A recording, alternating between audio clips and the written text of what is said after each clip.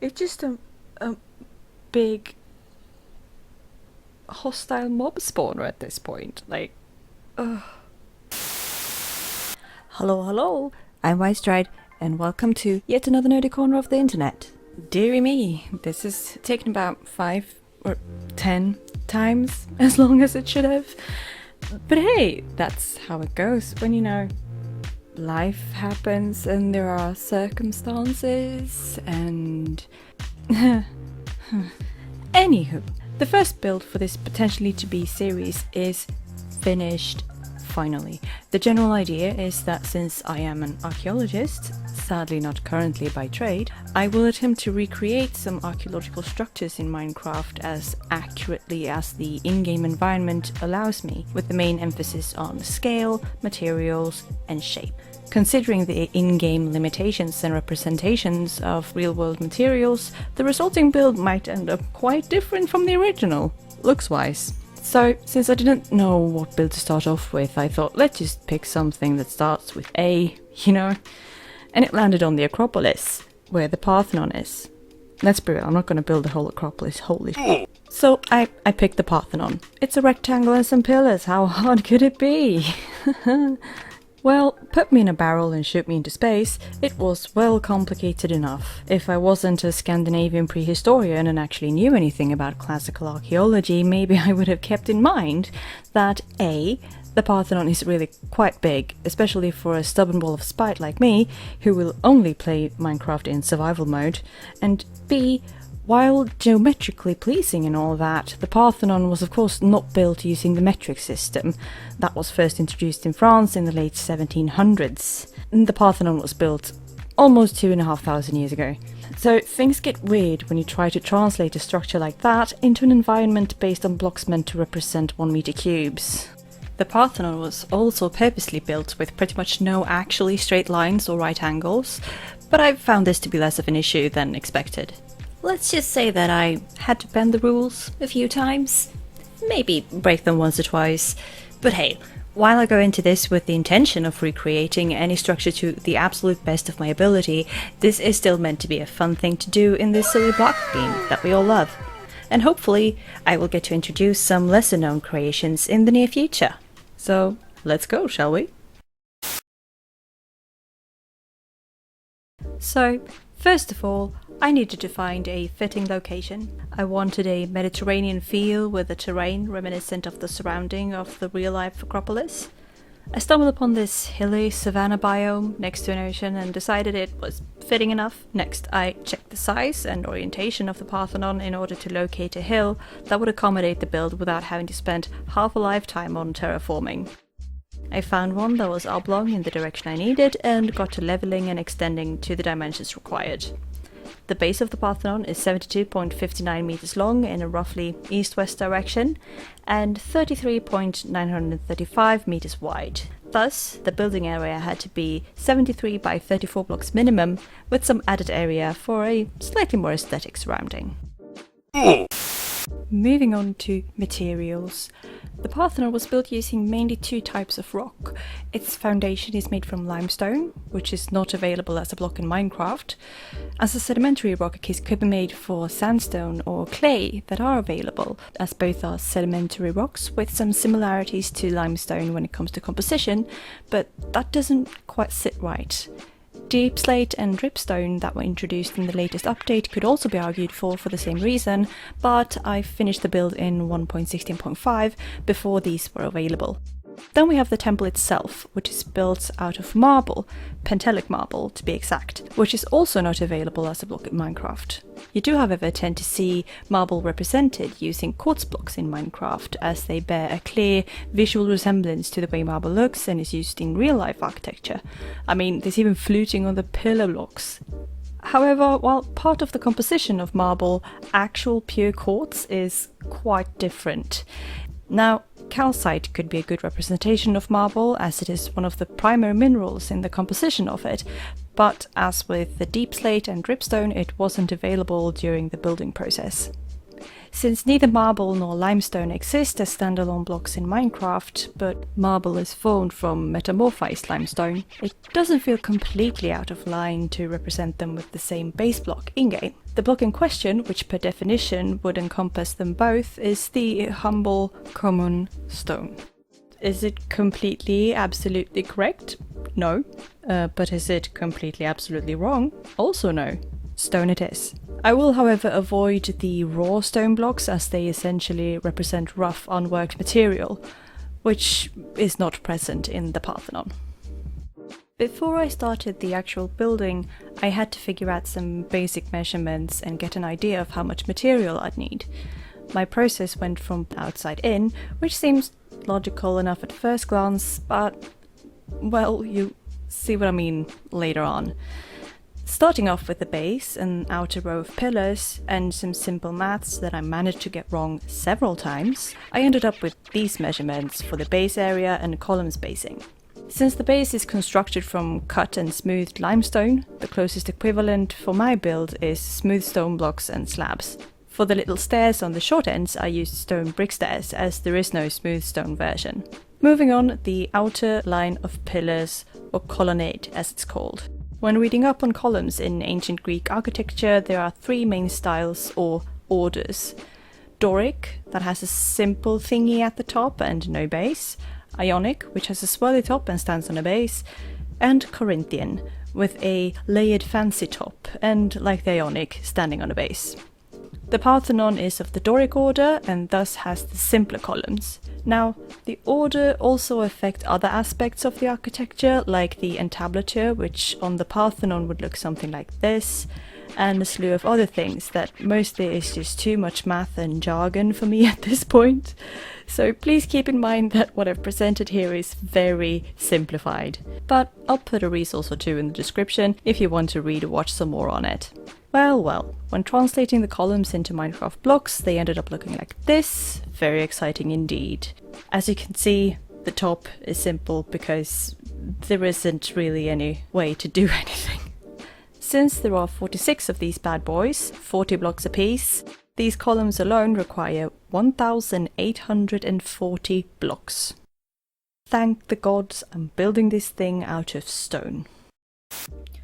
Off I went to do the fun thing. So I started out from one corner, just testing, but I admit I had my doubts already. I did finish up all the columns and then realized that this is wrong. Going off of my previous logic, I had now essentially created this. A bunch of smooth-ass shafts. Yeah, that is the correct terminology. I guess we're both in the gutter here. When in reality, the shafts are fluted. One might even say that they are chiseled. And since I work in stone, there's a block for that. So I promptly tore down all 46 smooth shafted columns and erected chiseled ones in their place. Ah, much better. Moving on to the floor. Nothing too exciting here, just filling it in. Ooh, nice. Next, I got to working on the inner part, here. The floor is raised, so I add another layer, and I mapped out where to put the walls. The walls are built with big blocks on the bottom, supporting bricked walls above. Now, these guys. These guys. This is where I started noticing how the measurements did not translate well into the game. These columns are supposed to be lined up in all directions, but the diagonal just does not work with the block placement. Also, did you notice the length discrepancy earlier? Because I surely noticed it now. So I spent a good while running between corners trying to figure this out. The fact that these columns are significantly smaller in diameter also meant that adjusting the placement was just pushing the whole thing around. Then I remembered that I should use the chisel blocks and was reminded that it's plain dumb to build shit at night.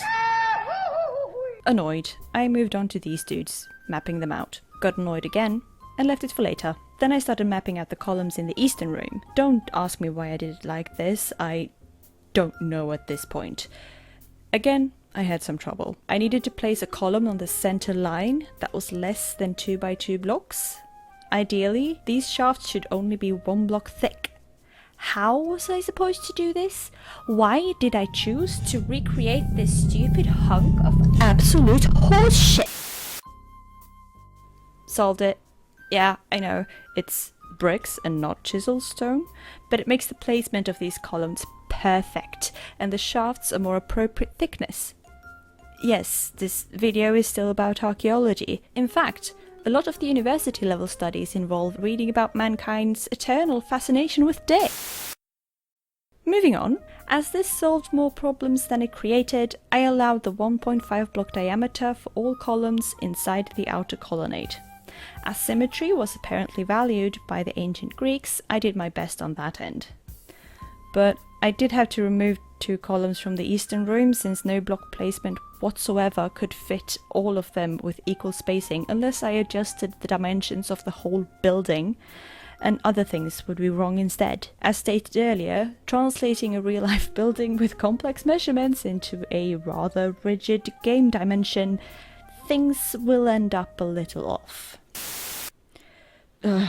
You know what? This is getting thoroughly tedious. I just want this to be done, please. It's so warm here, I'm so sweaty. I've drawn like a bajillion slides, and the clips I recorded suck and are hell to work with. Shall I speed things up a bit? Yeah, I think I will. As I went along, I changed the inner columns to brick stone walls and started on the ceiling. For the entablature, I alternated smooth and chiseled stone blocks. The interior walls, inner divisions of the ceiling and the roof were estimated using drawings and models, as the real Parthenon was kinda blown up a while ago. Also, what do you think of my statue of Athena? Pretty neat, huh? And now I feel it's time to go off script entirely and show you around on site, so to speak. I'm new to script writing and voiceover, and it shows in how I set up this project for myself. But hey, now I know what not to do for the next video.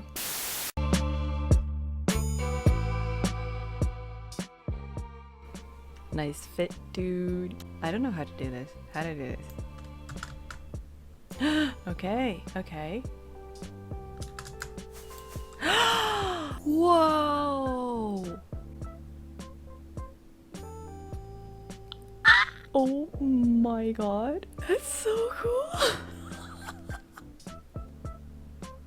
Oh! Ah!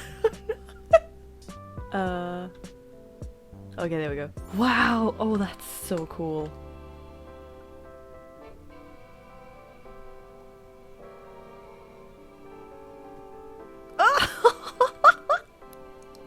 That was so cool.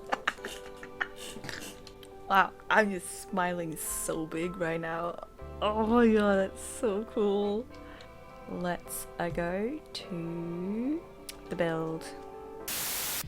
It's actually, I mean, it's kind of looking good, isn't it? Whee! Okay, so let's do some cleaning up after the Enderman. Yeah, this is an issue that we have in this place. Will I die? Please, no creepers, no creepers, no creepers. If there are creepers here, I'm gonna be so sad. I don't have a shield. Oh, why? They'll just keep spawning because it's dark up here. Shit. There's so many mobs everywhere in this thing. Oh my. I'm just done. And yeah, some details I'm not so sure about, like this here, these columns here. They're hollow. There's an empty space in the middle of them, and I don't like that. Anyway, so I used images for most of this, like artists' renditions and approximated models. I'll link the resources in the I am so very done with this. I'm thinking maybe I should repeat history. We all know this is not what the Parthenon looks like today. Because I don't know about you, but I'm kind of just fucking down with this shit. Also, no, I absolutely do not condone the destruction of cultural heritage in real life, of course. I mean, this is just a funny block game, and this build has been the grief of my existence for months now, and I just want to blow it up. Please let me. Also, do you hear how many mobs there are around here? I'm looking around to see if I could find how much gunpowder was actually put into the Parthenon, but I couldn't find any sources on it. So I'm just gonna grab what I have and see what happens.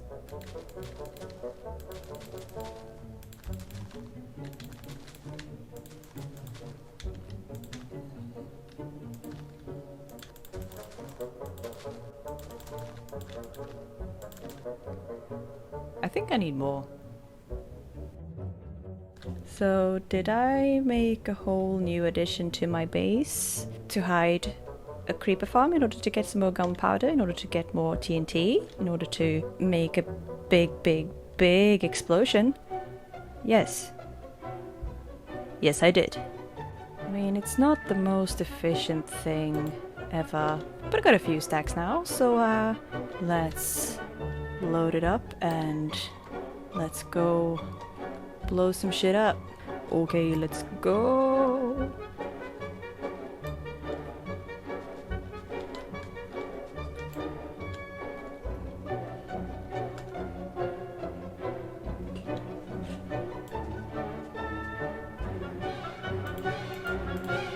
Physics are out the window at this point, I don't care anymore. Let's just do this, I want it to explode. And no, I do not condone blowing up cultural heritage site, but this is a block game and I just wanna make a crater in this mountain.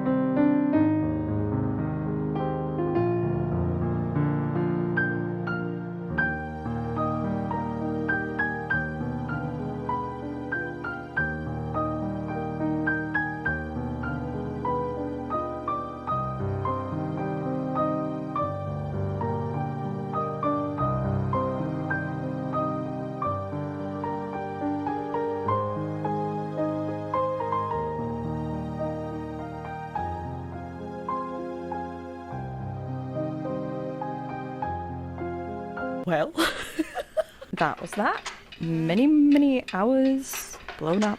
A bit cathartic. Yeah. And now this place will be incorporated into the lore of this world.